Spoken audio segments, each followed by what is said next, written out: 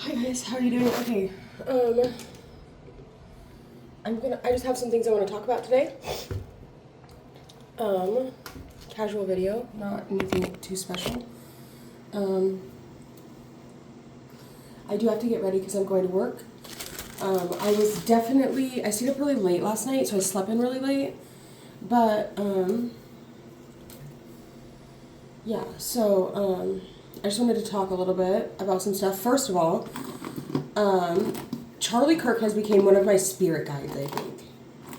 I think he's became one of my spirit guides, or like a figment of my, like, he's almost like my political representative in my spirit realm, like, mind, right? Because I live so much. I'm a Pisces rising. I don't know. I definitely feel the spirit realm. I always have since I was like a little kid.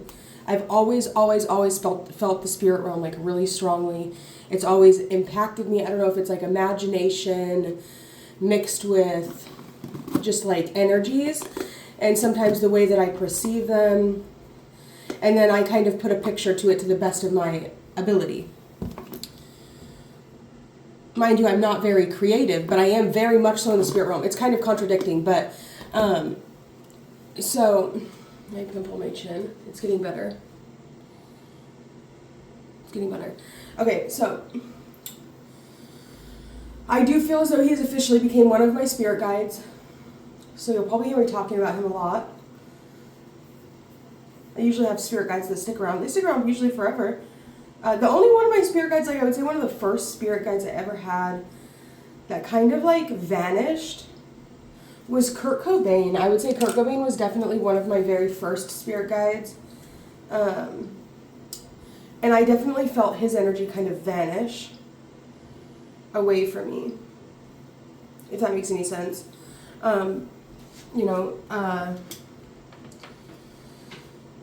But I do feel his presence around me a lot, and I do feel, I also have Jesus as one of my spirit guides. Obviously, most people probably do, but I do feel his energy is very close to Jesus. I do feel like he is very close to Jesus. I feel like he's right next to Jesus. I feel like him and Jesus are closely working together, right? They're closely working together, and they've been guiding me just because I don't understand.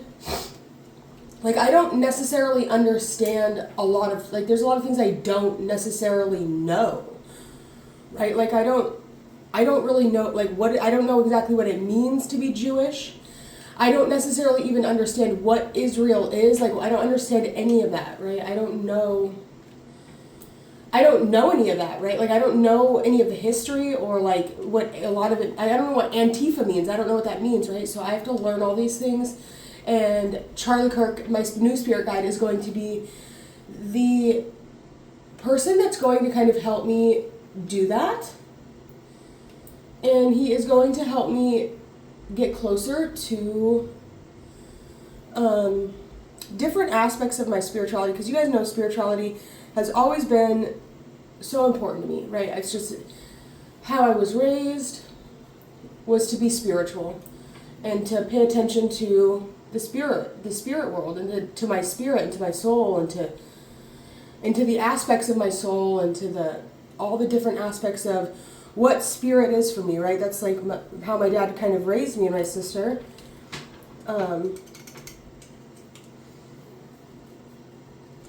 So there's that. He's also kind of guiding me. He's been guiding me to really focus more on the actual Bible, right? I know that the Bible could be boring, and it's not necessarily that fun, and it's not like karmic, and it's not stupid, and it's kind of a different side of esoterics, but there's a lot of back speech in the Bible, meaning there's a lot of interpretation to be done, and I'm being guided to do that. I'm also being guided to, while I am not Jewish, I'm not Jewish, he's being guided, I'm feeling guided to learn more about what that means. I don't have anything against it. I know that I do feel as though like that culture can be a little bit smug, right? They feel special. Jewish people feel special. There's a sense of like, and maybe it's because they are, right? They were told that they are. Okay, that's fine. I can respect that. I don't have anything against that. It doesn't make me feel bitter. It doesn't make me feel jealous or envious. I can respect their culture. If they feel special, that's fine, and I can respect that. And I don't feel like that's going to take anything away from who I am, right? They can be special. I can respect the specialty in another culture, in another race, while not necessarily having to be that race, right? I don't feel jealous. I don't feel envious. I can respect them and who they are and what they stand for. They say better. Maybe it is better. If they want to be better, that's fine. I don't mind. It doesn't bother me. I don't necessarily feel like the energy that I was picking up when I started reading that book, right? Because I'm very intuitive. So this is just what I'm feeling before walking in and finishing reading more about it, learning more about it and whatnot.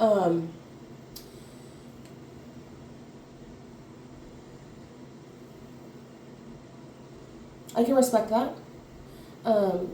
My mother's side of my family is, they're actually Amish. They're Amish. So I come from German Baptist background, which I was learning more about that because I don't really know so much of my mom's ancestry or side of the family. I believe that my mother's mother's side of the family, I believe that they're related to Judy Garland, actually, which is the lady that played in The Wizard of Oz. I believe that's what she said. I can't remember. I still haven't asked her. I will ask her. She just messaged me on Facebook earlier today. But I remember her saying that when I was a kid to me. She could have been lying. I'm not sure, but I can remember it very clearly, actually. It's like one of those weird, like, flashback memories. I was in Winco with her, and we were at the far end. So, like, there's, like, all of the checkout counters at the front, and then by, like, the farthest from the exit, there was, like, this, like, walk-in fridge or freezer that had all the beer. And then opposite to that was where there was, like, the bread and the Debbie snacks, right? And we were over, and then the customer service aisle was the first aisle on the side. So there was the bread on, like, closest to where all of the groceries are. And then there was the beer in the walk-in freezer, like, on the same side as the checkout counter. And then the first desk was the customer service desk. I can remember that. And we were standing there and we were waiting in line, and I think she walked into the beer freezer refrigerator, and she was talking to me about that. Because, yes, I don't know, I just remember that. I can just remember it in my mind so clearly. I don't know why I can remember it so clearly, but like, kids weren't allowed to walk into the walk-in freezer, so I had to, like, wait outside of the refrigerated section while she walked into the refrigerated section. I remember her saying that to me right before she walked in, and then she walked in, and then I was just waiting for her to come out of the refrigerator. Random thing. Okay. It's like one of those, like, weird memories that you have as a kid that's, like, you'll never forget. It's just like, I don't know, it's like embedded into my brain or something. So that part. What were we talking about? Oh, the other thing I wanted to talk about, 10 minutes in, timestamp, is zodiac charts. So if you guys look at your birth charts, hopefully you guys do look at your birth charts. I do believe that astrology is so important because it is going to, it talks about a picture of the heavens. It talks about the pictures that are the realm that is above us, right? In the spiral that is God, right? We're going to say, like, God moves in spirals, and we know that from the golden ratio. We know that. God moves in spirals. Our galaxy moves in spirals. So you can almost think of the planets as the creator's energy body. Because we are all in the Creator. We are all the Creator, right? But think of the planets as like the overall creators, like what is his or her or its energy body? What is going on in their chakras? How is their energy or body relating to the other aspects of the energy body? And then because we are all in the Creator and of the Creator, made by the Creator, how are those energy bodies affecting us when we were born? How is it affecting our mother and our father and our siblings when we were born? That's something you need to look at. And also you need to look at, you need to look at your parents' chart, your mother, your father, any people that were around you in specific times of your, how is it relating to you? How is it relating to the other people in your life? And then how can you fit those people into your chart? How can you, because every single thing that happens in the world, right, can be explained through astrology. That's the thing, because astrology is as above, so below. We have to notice that it is a mirror, astrology is a mirror of what is happening in every single moment of every single day. Every single, because it is the all, right? Astrology is the all. And nothing can exist outside of the all. That's a Hermetic philosophy.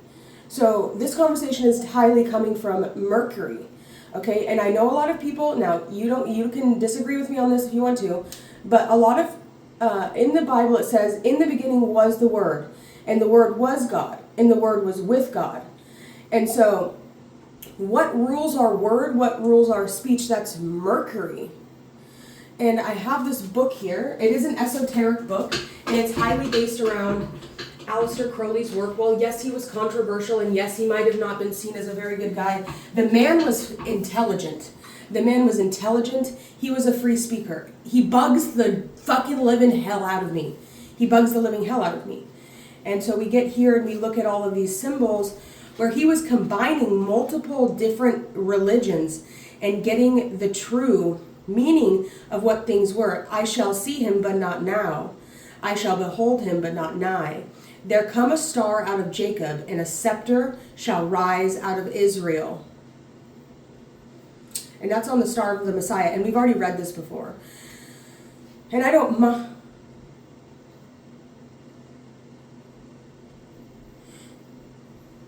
remember writing that. When did I write that? Oh, this is talking about the flaming sword. We can read something from here. The voice which shook the earth. We learned from the careful reading of the holy books of Thelema that the Messiah, or Anointed One, was sent to earth as a messenger from the ages beyond the ages, and from the space beyond our vision. The voice of the Lord of the Aeon, speaking in verse 2 of Liber X, describes him as a ray of my light. That ray of light, the flying spark of light, he who speaks from the invisible throne. On ancient skin was written in letters of gold, verbum vit verbum, also vertol, and the Hierophant's name VVVVV, which means VCV. I have it written down, what that means.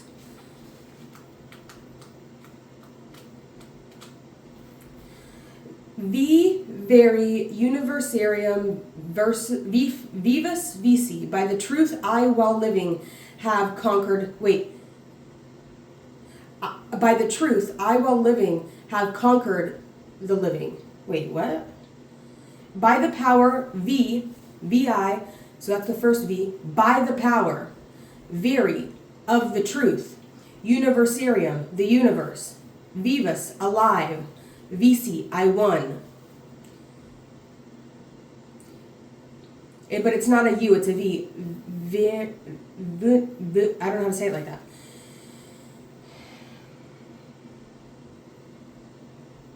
It sounds like a W. I don't know how to say that. Wait, what? No U in Latin, only V sounds like wha. Like what? I put a W, I don't know. M referring to a word of the neophyte grade AA. 8 equals 3, 93 out of 93. And that's what I wrote. All is wheeled in fire, in starfire, rare and far and utterly lonely. In the verses from Liber VII, conceal the emblem of confirmation for this mystery. Therein are 8 occurrences of the letter V, written in uppercase, verbum, verbum, vit, I roll, and V, wheeling in starfire, the forming star of the Logos, whose star, Logos, the star whose word transformed the world, the star of Messiah. The appearance of our Messiah, the appearance of our Messiah was not intended to invoke the exoteric, okay, so the esoteric and the extrateric. So the appearance of our Messiah was not intended to evoke. So evoke is demonic. Evoking is demonic. That's causing another spirit to feel something outside of yourself. Evoking and exoteric, it is something being revealed through another outside of us.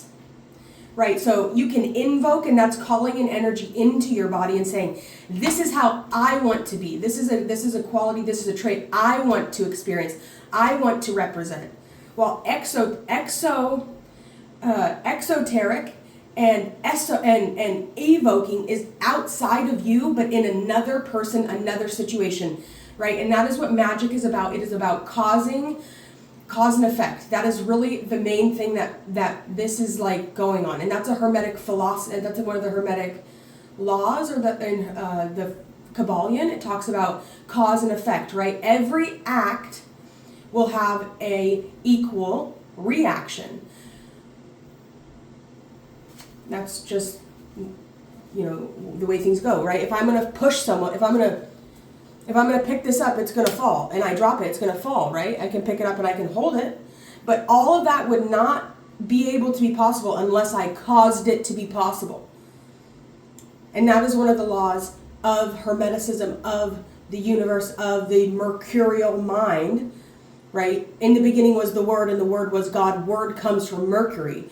Who was the being that made the names for things? Adam, Mercury, Jesus, man.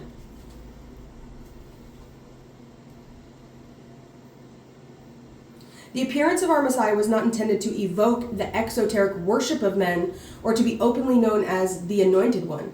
His mission was to bring to man the word which intoxicate the inmost and the outermost. His mission was to bring to man the word which would intoxicate the inmost, not the outermost.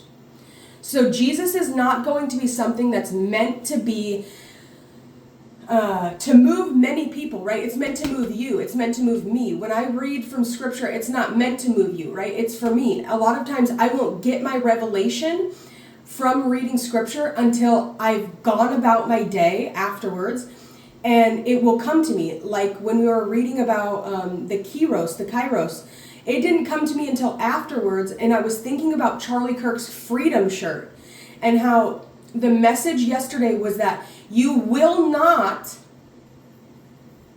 achieve freedom in debate, in battling, in fighting. There's no freedom in that.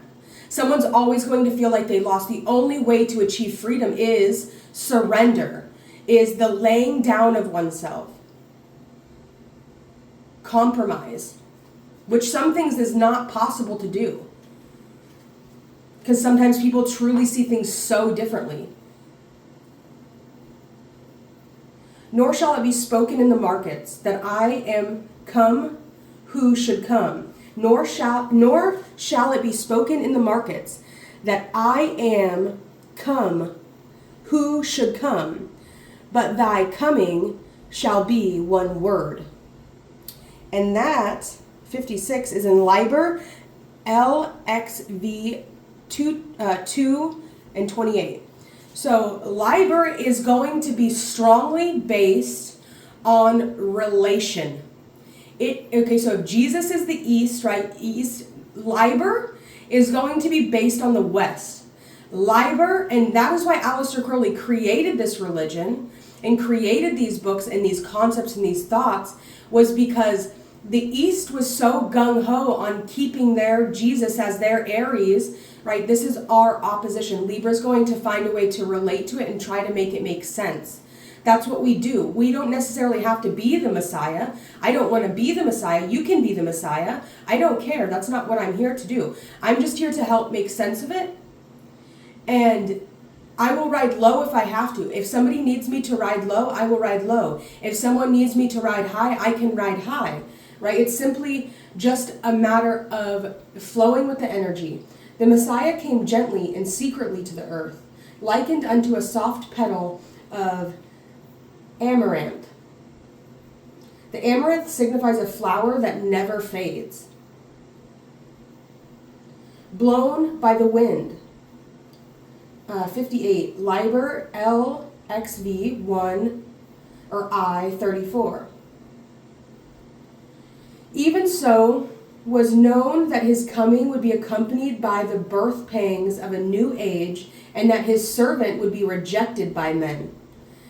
This Christ is the guardian of the abyss, he who is like a woman that jetteth out the milk of the stars from her paps.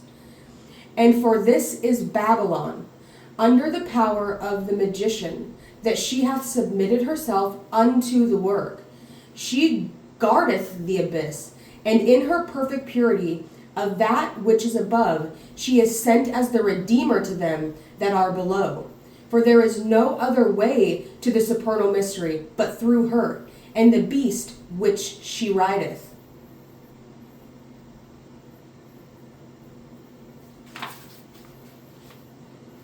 I make a lot of thousands of dollars. Did you know that?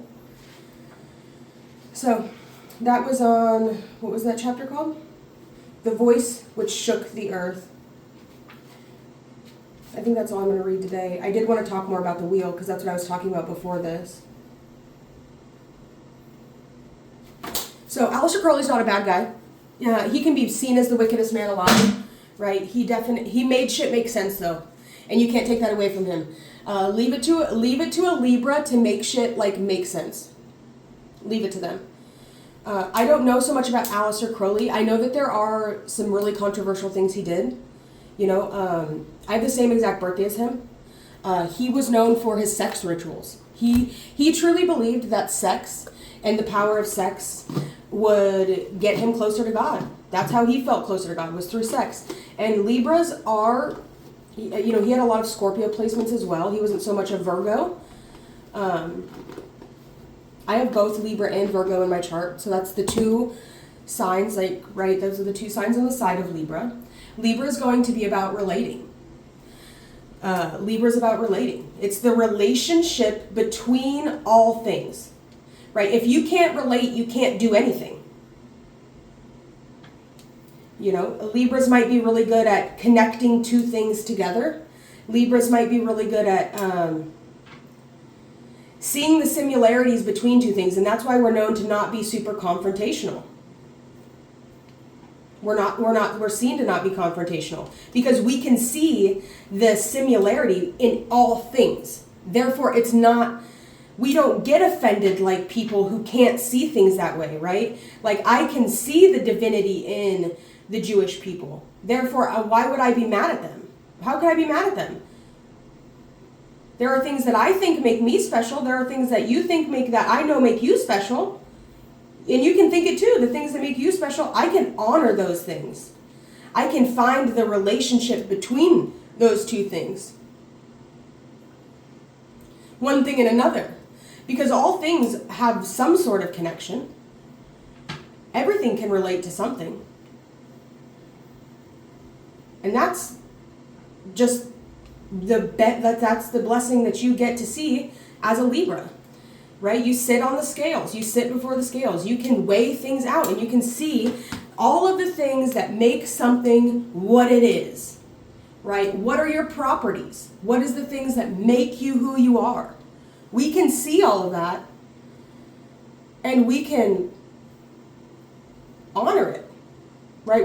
Libras aren't here to to take away something from you, to discount you, to make you less than what you are, or to make you more than what you are. We're just simply noticing, taking count of what it is, and explaining that. And you can't take things that are not based in reality, right? You have to you can live in the land of cuckoo land, right? You can say but when something is a fact, it is a fact, right? Like I can say, my hair is black, but in fact my hair is not black, right? I could say my hair is black all day, but when you're looking at my hair, is it black? No, it's not. It's not black. My hair is void of all color. My hair has no color in it. My hair is white. My hair is not blonde. It's not yellow. There might be some yellow spots. My hair is white. I have white hair. And I specifically did make my hair white and may continue to make my hair white for a very specific reason. And that has to do with alchemy. And it has to do with the maturation of my spiritual journey and the stage that I am currently at in the alchemy of my soul. In the dark parts of my soul, honoring them, taking them out, seeing them, honoring them. And I do have dark parts of me. And I love the dark parts of me. I love them. I think that the dark felt so beautiful. I think the dark is so beautiful. That's an Emily Dickinson quote, is that the dark felt beautiful. And it is beautiful. And there's nothing to be afraid of the dark. So don't fear the dark. Don't see something dark and immediately deem it as bad, because that's not the truth. That would be saying that all light is good, and that's not true either. The light can maybe make the dark less beautiful, but there is something so beautiful about the darkness. The rainbow is the darkness, right? Black is all the colors of the rainbow in one. It's so compacted full of the rainbow, while white is void of color. White has no color. White is just blank. While the rainbow, the center, is truly black. Right? We have a color wheel, and we have all the different colors around it, and we put all of those colors together. The most pigmented colors. What color are you going to get? Brown or black? Eventually you'll get black. Eventually you'll get black. So that's why they think about white being pure, because it doesn't have the energies. Each color has an energy. We were supposed to be talking about the astrology wheel. I'm just over here talking stuff. Anyway, so I want to talk about people that are strongly right-sided in their chart. That's the whole reason I started this video, that I wanted to talk about, was people that are right dominant. Right? People that are left dominant in their chart. So you're looking at the astrological wheel. We have Aries, that's descending. And then we have Libra, that's ascending. Okay, we have the bottom of the chart, underground. The seed is planted. Harvest season, the plant comes up. Because that's what astrology talks about, is the harvest season, and agriculture is what it is based in, what it was built for.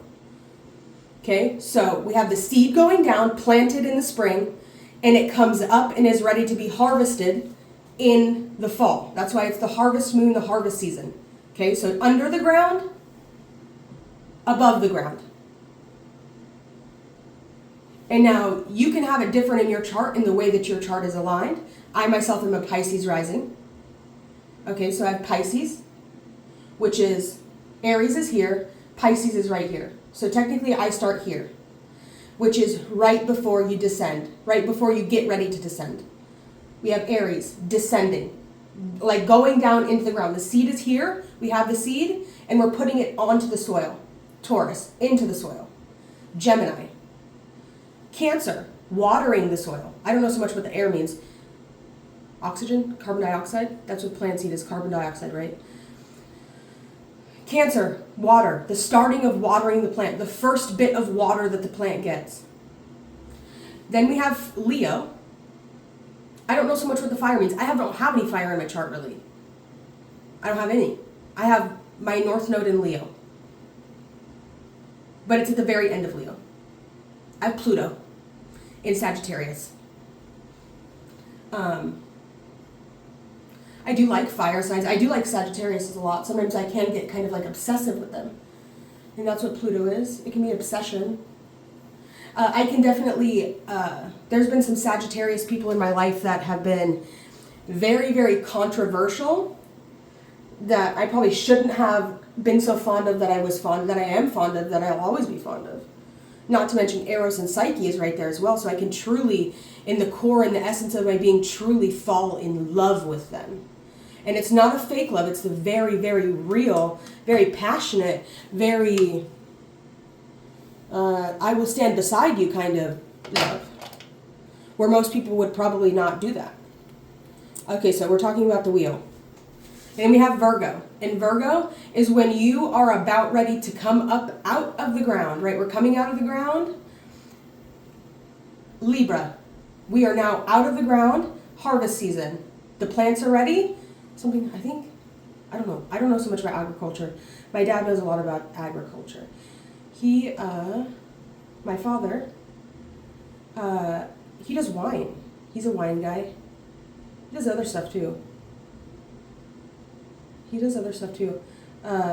But he is known for he's renowned for, he knows how to grow grapes. He knows how to make wine. My dad knows how to make wine. He's a wine guy. My dad knows how to make wine. He can make a damn good bottle of wine too.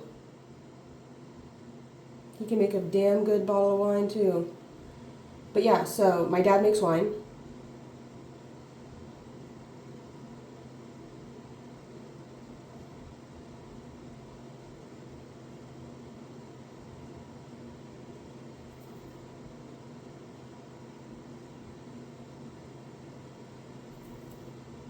Very Dionysian. He's very Dionysian.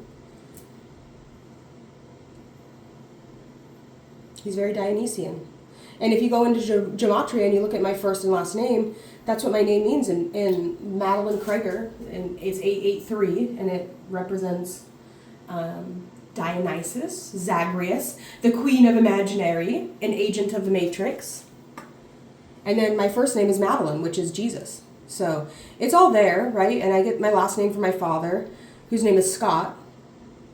And if I were to take the first name of my name and the first name of my father's name put together in gematria, it equals Jesus Christ, which is I am Yeshua.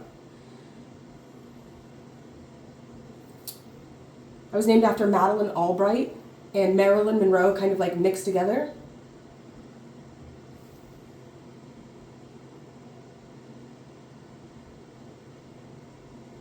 I act completely opposite to Marilyn Monroe, though. And that's cool. I don't mind that, right? We don't really have anything in common with our charts, but it's cool. I love Marilyn Monroe. I love her energy. I love her spirit. If there's ever anything that she needs to accomplish through me, she knows that she always has an open door. I know she works with many different people. Many different people work with Marilyn, love Marilyn, and feel her as a spirit. And she's always welcome. If she has something that she needs to express that through me. I don't mind. Not necessarily so much by way of anything serious, really. Anything she seriously needs to. Not so much to do with, stardom, or I don't need love like that. I am love. I am love. I am the love that she needed. That she wanted. I don't really necessarily have very much individual love for anyone, to be completely honest with you. I really don't. I don't have that kind of love. I have more agape love, more universal love. Eros love is usually very much so, it's just dark, right, for me. When I get the Eros love, when I get shot by Eros, it's very, very dark. It's a very dark love, right? That's not necessarily something I want to share with the whole world. If I ever do get shot by Eros, you'll probably hear me talking about it. But, I'm definitely more in an agape kind of love now. which is all encompassing. And it kind of knows no boundaries, right? It doesn't necessarily, there's no boundaries, there's no rules, there's no exclusion from it, right? It's all encompassing, and it's for everyone, because of everyone, caused by everyone and everything.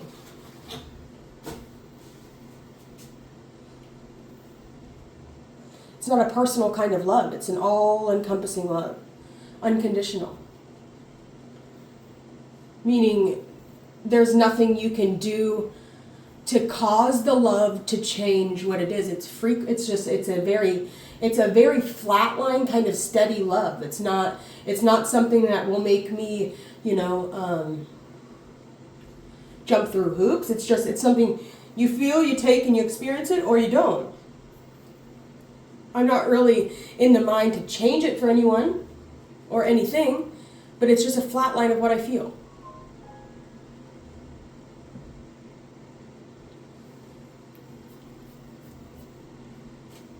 Charlie Kirk misses his wife. He's been really strong. He's been kind of with me.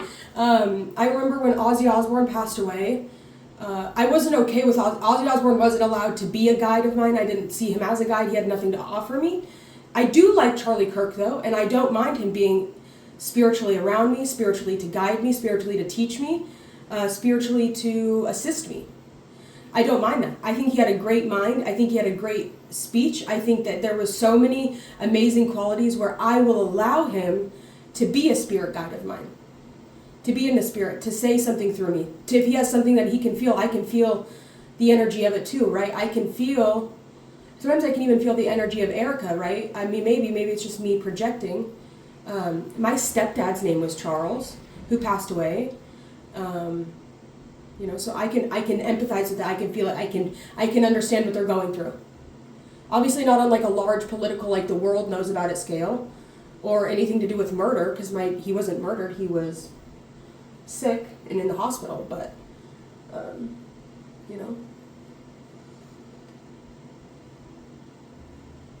think that's all I have to say. So I was just talking to you guys about some stuff. I don't really know what I said, but I said it. So, gotta go now. Bye!